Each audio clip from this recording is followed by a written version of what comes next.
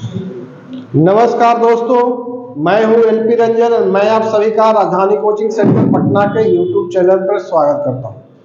अभी हम लोग बीपीएससी टीआरई 1 क्लास 9-10 का मैथ का सॉल्यूशन कर रहे हैं। अभी तक हम लोग क्वेश्चन नंबर 100 तक सोल्व कर चुके। आज हम लोग क्वेश्चन नंबर 100 से आगे अर्थात 101 नंबर से स्टार्ट करेंगे। जिनके पास भी क्वेश्चन नहीं होगा, कृपया करके राजधानी कोचिंग सेंटर के टेलीग्राम चैनल से एक क्वेश्चन डाउनलोड कर लेंगे, वहां क्वेश्चन अवेलेबल होगा। तो चलिए स्टार्ट करते हैं हम लोग question number 101। Question number 101 board पे लिखा हुआ है। आगे से तो मैं क्वेश्चन पढ़ूंगा, ये थ्योरेटिकल क्वेश्चन है। एक सममित आवृत्ति वितरण सिमेट्रिकल फ्रीक्वेंसी डिस्ट्रीब्यूशन, ये स्टैटिस्टिक्स का सवाल हो गया, सांख्यिकी का, के लिए हमारे पास है। तो जहां भी सिमेट्रिकल फ्रीक्वेंसी डिस्ट्रीब्यूशन की बात होगी, वहां मीन, मीडियन, मोड तीनों क्या होते हैं? बराबर होते हैं। तो देखें कौन सा विकल्प है? माध्य, माध्यिका, बहुलक। तो इसका मतलब हमारा यहाँ पे सी उत्तर हुआ। तो इसमें याद रखेंगे, सिमेट्रिकल फ्रीक्वेंसी डिस्ट्रीब्यूशन के लिए माध्य, माध्यिका, बहुलक, मीन, मीडियन, मोड तीनों समान होंगे। तो सी उत्तर। बढ़ते हैं अगले प्रश्न की ओर।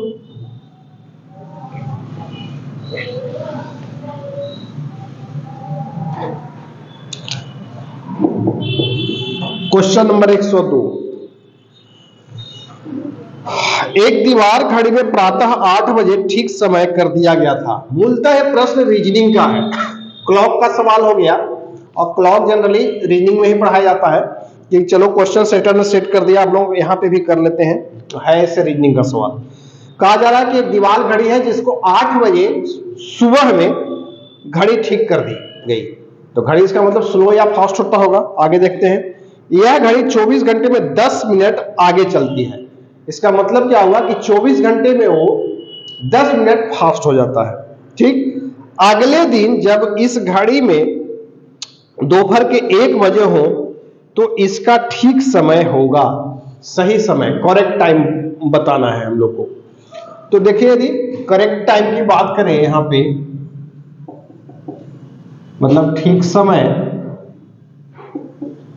यदि 24 घंटे है तो जो घड़ी में शो करेगा क्लॉक शो टाइम, वो क्या होगा? 24 घंटे में कितना फास्ट होता है? 10 मिनट। तो 24 घंटे 10 मिनट, इसको घंटे में बदले यदि, तो 24 जोड़ 10/6,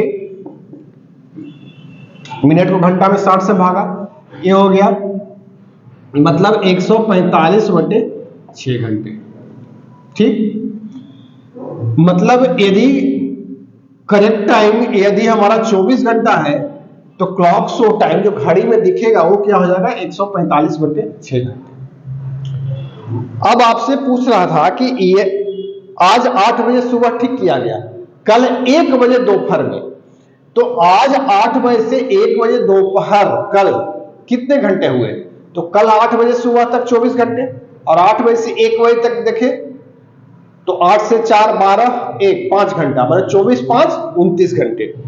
तो उस 29 घंटे, 1 बजे का मतलब क्या हुआ? 29 घंटे में ठीक समय, करेक्ट टाइम, मतलब हमारा क्लॉक शो टाइम जब 29 घंटा हो जाएगा तो करेक्ट टाइम क्या होगा? अब इसको एक एक नियम से सोचें। निकालना क्या है? ठीक समय के पीछे होगा, मतलब 145/6 घंटे यदि क्लॉक शो टाइम है तो करेक्ट टाइम कितना है? 24 घंटे। इसका मतलब यदि 1 घंटे होगा क्लॉक शो टाइम तो क्या होना चाहिए? 24/145/6, तो 145 नीचे हो जाएगा 6, यही हमारा करेक्ट टाइम हो जाएगा। क्लॉक शो करेक्ट टाइम हो जाएगा। एक क्लॉक शो टाइम है, घड़ी में दिखेगा। अभी हम लोग कैलकुलेट किए कि आज 8 बजे सुबह ठीक किया गया था, कल 1 बजे दोपहर तक, तो कितने घंटे हो गए यहां पे? 29 घंटे। तो 29 घंटे होगा तो करेक्ट टाइम क्या होना चाहिए हमारा? तो 24/145 × 6, यहाँ पे गुना हो जाएगा 29 से, 29 बचे 45, 5 पर अब नहीं होगा, 144/5 घंटा, 144/5 का घंटा का मतलब हो गया 28.8 घंटा, 5 दिन 10, 40.8। अब इसको यदि घंटा और मिनट में बदले तो 28 घंटे आवर्स, अब 0.8 को मिनट, तो 8/10 गुने 60, मतलब 28 घंटे 48 मिनट। क्लॉक शो टाइम हमारा 29 घंटा हुआ, लेकिन जो करेक्ट टाइम हुआ, सही समय जो हुआ, ठीक समय 28 घंटा 48 मिनट, मतलब 29 घंटा से 12 मिनट कम। तो 1 बजे तक 29 घंटा हुआ, तो 12 मिनट कम, मतलब कि घड़ी में हमको कितना दिखेगा, आज 8 बजे से रह गया, तो मतलब 12:48 मिनट, 12:48 मिनट। इस तरह से दोपहर 12:48 मिनट, ये हमारा ठीक समय हो गया, सही समय यही होगा। तो हमारा ए विकल्प दिया हुआ था, सी विकल्प इसका उत्तर था। मूलतः ये रीजनिंग का सवाल। आते हैं अगले सवाल की ओर।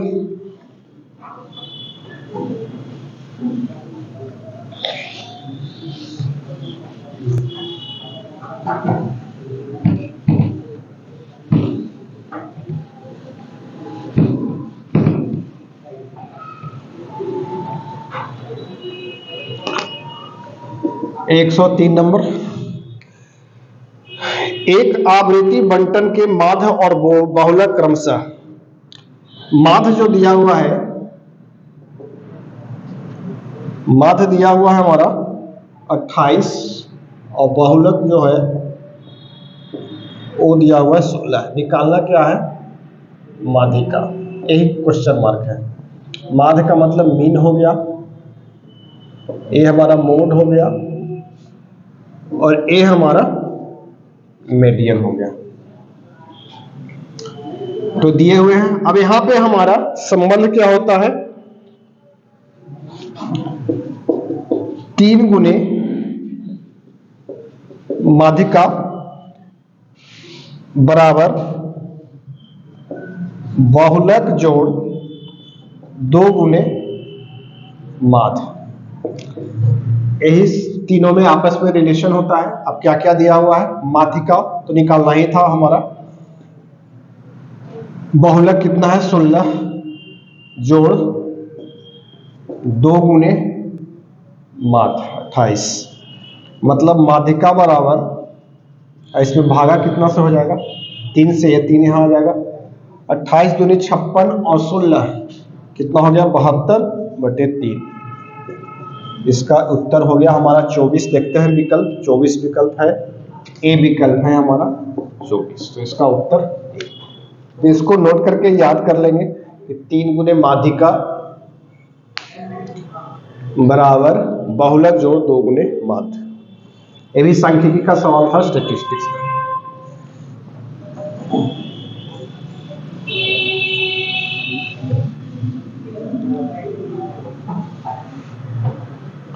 अगले सवाल की ओर, 104 नंबर।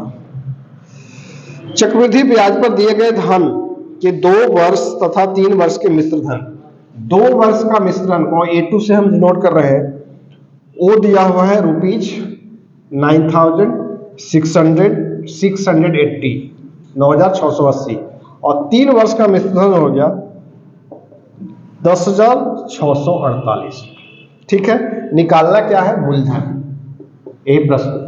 अब यहां सबसे पहले दर निकालना होगा, तो इसमें दर निकालने के लिए जब भी 2 लगातार वर्ष का मिश्रण दिया हुआ है, 2 वर्ष 3 वर्ष 3 वर्ष 4 वर्ष 4 वर्ष 5 वर्ष, इस तरह, तो दर सीधा क्या निकलेगा, इन दोनों का डिफरेंस लीजिएगा, मतलब 10,648 माइनस 9,680, एक ढंग से 1 वर्ष का ब्याज हो गया, पहले वाला वर्ष का मिश्रण जो एक ढंग से मूलधन के रूप में काम करेगा, जो एसआई का कॉन्सेप्ट, 680 गुने 100, यही दर हो जाएगा। इसका अंतर निकालिए, 8 हो गया 6 हो गया, यहाँ पे 9 हो जाएगा, बटे 9680 गुने 100, 1 शून्य, मतलब इसका दर जो हो गया हमारा 10%। अब इस दर से किसी एक पर ले लें, 2 वर्ष में मिश्रधन ये हुआ, मूलधन निकालना था, तो यदि दर 10% है, इसका मतलब भिन्न में बदले तो क्या हुआ, 1/10, मतलब मूलधन यदि 10 है तो 1 साल में ब्याज कितना हो गया, 1 रुपया, मतलब कोई मूलधन 10 रुपया है, वो मिश्रधन कितना हो जाएगा 11 1 साल में, दूसरे साल में 10 11, 2 वर्ष में कितना हो गया, यदि मूलधन 100 है तो ये आपका मिश्रधन 121, और इसी का वैल्यू हमको दिया हुआ है 9680, मतलब 121 समतुल्य क्यों हो गया 9680। तो मूलधन निकालना था तो 100 कितना होगा, देखिएगा ये सीधे 8 80 गुना हो गया, यहाँ पे 121, तो ये भी 80 गुना होगा, मतलब 8000। देखते हैं विकल्प कोई, ए इसका उत्तर हुआ। फार्मूला पे भी आप बैठा सकते थे, P1 + R/100 ऐसे करके 2, यही मिश्रधन होता है, 2 साल का मिश्रधन हो गया, ये पता है, लेकिन मैं फार्मूला नहीं, सीधा ऐसे भी लिख सकते थे, 11/10 गुने 11/10 2 बार कर दिए तो 9060, इस तरीके से भी चल सकते थे, जैसे आसान हो, कई तरीका है इस बात को लिखने का। इसमें ये चीज याद रखेगा, 2 लगातार वर्षों का मिश्रधन दिया हुआ है तो दर निकालने का तरीका।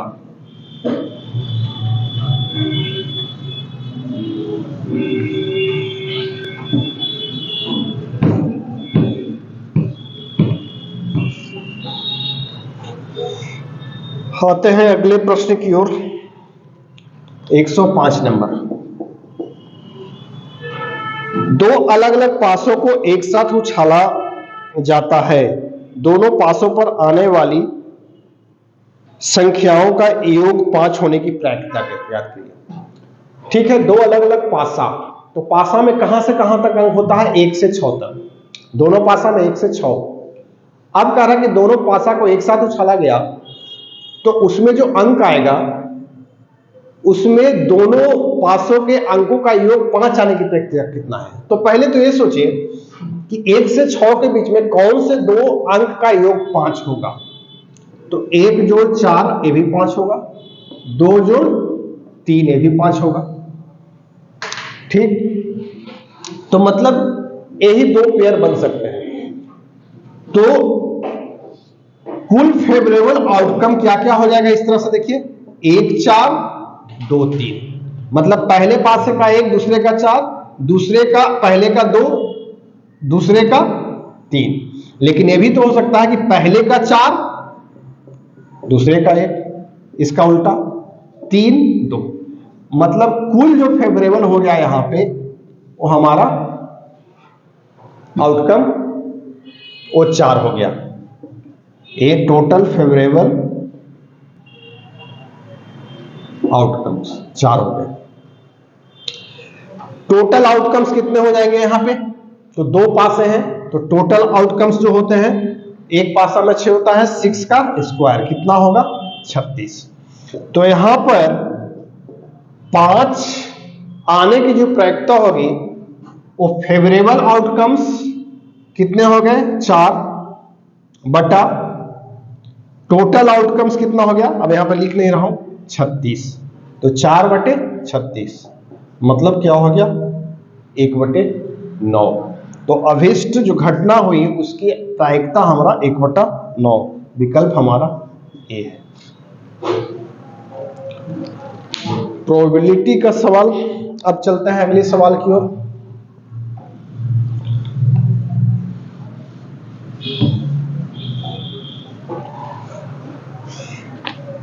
एक 106 नंबर, 106 नंबर पॉलिनोमियल का सवाल हो गया। x to the power 31 plus 31 को यदि हम x + 1 से भागा दें तो रिमाइंडर क्या होगा। रिमाइंडर थ्योरम से प्रमेय पॉलिनोमियल में बहुपद टॉपिक में पढ़े होंगे कि यदि x प्लस x माइनस ए से किसी px को विभाजित किया जाए तो यहाँ पर रिमाइंडर क्या होता है, pa होता है। मतलब इस पॉलिनोमियल x की जगह a पुट करें तो एक कैसे होता है जिससे भागा दिया जा रहा है x माइनस ए, इसको बराबर शून्य करें, x बराबर क्या हो गया a। यही यदि भाग x प्लस ए से किया जाता तो क्या रिमाइंडर होता, x प्लस ए बराबर 0 तो x बराबर माइनस ए। यही तरीका है। तो भागा किससे दिया जा रहा है, x प्लस 1, तो x प्लस 1 बराबर 0, मतलब x बराबर क्या करेंगे माइनस 1। यहां पर रिमाइंडर क्या हो जाएगा, जिसमें भागा दिया जा रहा है उसमें क्या करना है, x की जगह -1, मतलब -1 का पावर 31 जोड़ 31। अब -1 का पावर 31 करेंगे तो क्या हो जाएगा, माइनस, चूंकि यहाँ पे ऑड है, जोड़ 31, तो इसका रिमाइंडर 30 हो जाएगा। तो ये रिमाइंडर थ्योरम पॉलिनोमियल का जो है शेषफल प्रमेय उसी का यहाँ इस्तेमाल हुआ, यूज हुआ। इस तरह से हमारा सी विकल्प था इसका उत्तर। ये भी आसान सवाल। अगले सवाल की ओर, 107 नंबर।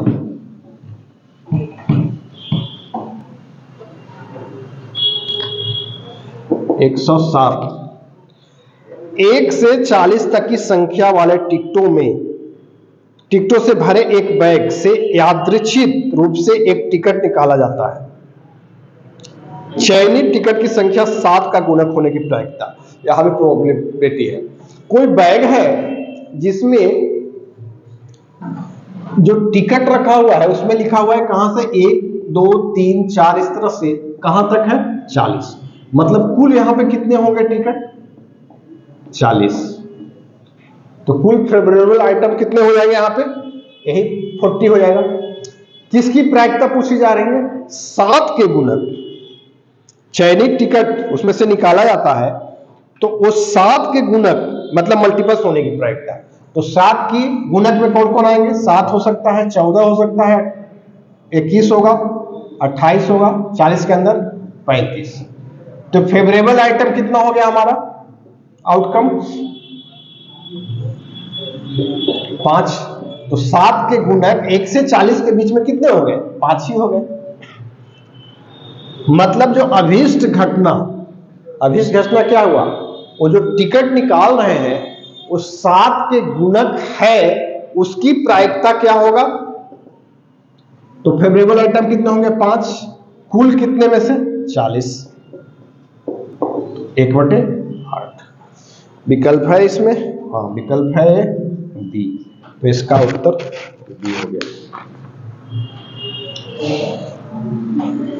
अगले प्रश्न की ओर,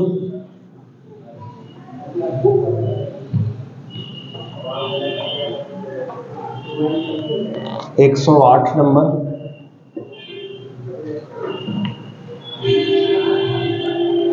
एक व्यक्ति ने एक घोड़ा एवं एक कार, एक घोड़ा एवं कार दोनों को खरीदता है। वो कितने में खरीदता है, 20,000 रुपया में।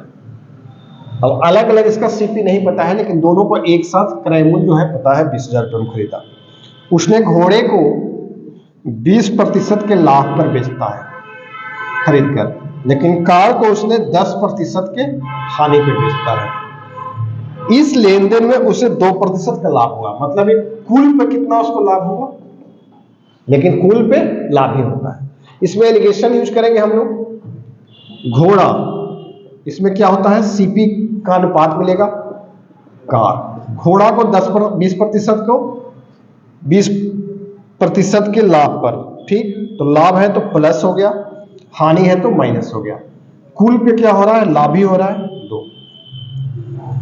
एलिगेशन में हमेशा ये बीच वाला मान इन दोनों के बीच का होगा, निश्चित है भी। बड़े में से छोटे को घटाते हैं, मतलब 20 में से 2 को घटाएंगे तो क्या होगा 18। यहां पे -10 और 2 में कौन बड़ा है, 2 बड़ा है। इसमें से इसको घटाएंगे तो मतलब 2 माइनस -10 तो एक क्या हो जाएगा 12।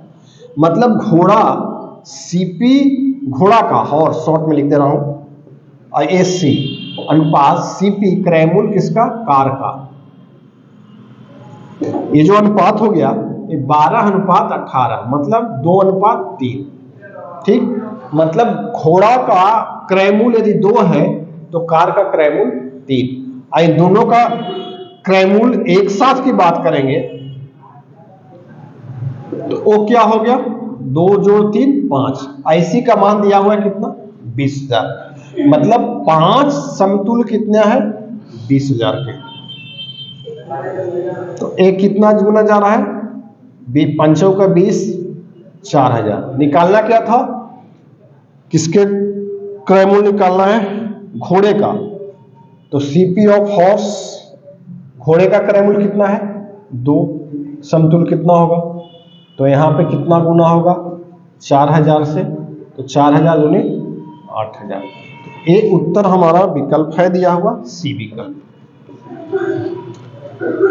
एलिगेशन मेथड से आसान होता है, नहीं तो एक्स मान के बनाना पड़ेगा, वो थोड़ा सा लंबा जाएगा। चलते हैं अगले प्रश्न की ओर। 109 नंबर।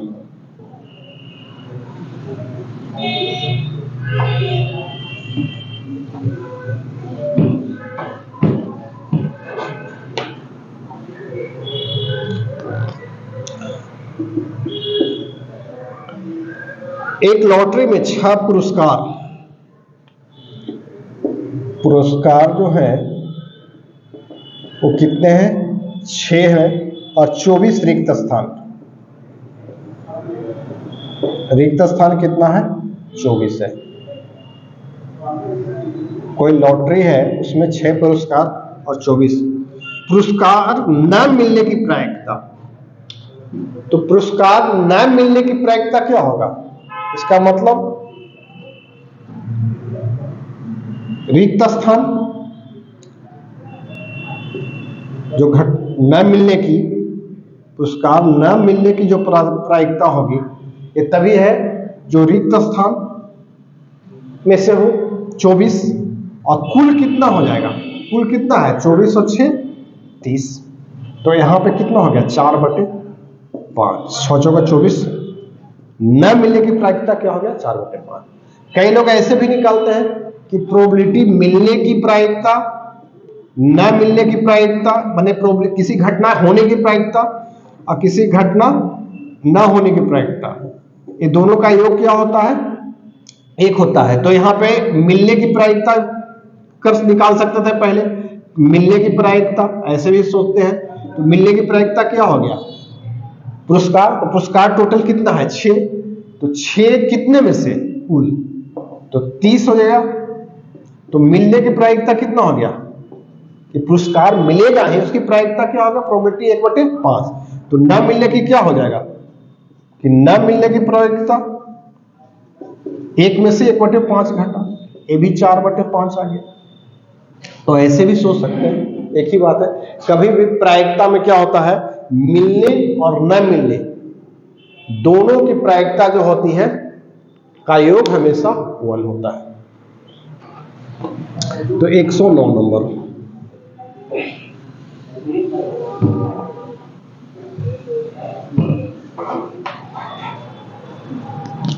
अब आते हैं 110वां क्वेश्चन। द्विघात समीकरण, quadratic equation, x² + bx + c = 0, जहां शर्त है कि a शून्य के बराबर नहीं, क्योंकि x² का यदि कोफिशिएंट शून्य के बराबर तो ये द्विघात समीकरण नहीं होगा। ठीक है, द्विघात समीकरण x² + bx + c = 0, दो भिन्न वास्तविक मूल, मतलब इसके जो दो कह रहा है भिन्न वास्तविक मूल, मतलब 2 डिफरेंट रियल रूट्स रखता है। यदि ये कब होगा, विकल्प दिया हुआ था, विविक्तर डिस्क्रिमिनांट, शॉर्ट में मैं लिख दे रहा हूं डी, उसने ग्रेटर देन 0 हो, बी था कि डी बराबर 0 हो, सी क्या होगा, डी लेस देन 0 हो, और डी और ई वही है उपयुक्त में से एक से अधिक। देखिए डिफरेंट रियल रूट्स, पहले तो ये समझे कि वास्तविक मूल जब होगा, रियल रूट्स तभी होगा जब डिस्क्रिमिनांट शून्य से बड़ा या बराबर होगा। जैसे शून्य से छोटा होगा तो इसमें काल्पनिक हो जाएगा, रूट्स क्या हो जाएगा, मूल काल्पनिक हो जाएंगे, काल्पनिक, इमेजिनरी, नेगेटिव होने पे। यहां पर ही आपका रियल होगा, मतलब मूल होगा। लेकिन यदि d बराबर 0 हो तो ये जो वास्तविक होगा, लेकिन क्या हो जाएगा, डिफरेंट नहीं होगा। ये क्या हो जाएगा, सेम रियल। दो रूट्स होंगे, दोनों समान होंगे, जैसे इसका एक एक होगा। तो डिफरेंट होने के लिए हमारा क्या है, अलग अलग हो, वो d डिस्क्रिमिनेंट जो है ये ग्रेटर देन 0। तो हमारा यहाँ पे उत्तर ए हुआ। मैं तीनों बता दिया यहाँ पे कि यदि d बराबर 0 हो तो रियल रूट होंगे, वास्तविक मूल होंगे, लेकिन वो दोनों समान होगा। यदि d डिस्क्रिमिनेंट 0 से बड़ा है तो रियल रूट होंगे, लेकिन दोनों वास्तव समान होंगे। यदि d डिस्क्रिमिनेंट 0 से छोटा है तो रूट्स वहां पर क्या होंगे, इमेजिनरी होंगे। तो आज के लिए हम लोग इतना ही। अब इसके आगे का अब 10 क्वेश्चन ही मात्र बचा है, वो अगले वीडियो में देखेंगे, जो इस श्रृंखला का लास्ट वीडियो होगा। वीडियो में बने रहने के लिए आप लोग को बहुत बहुत धन्यवाद।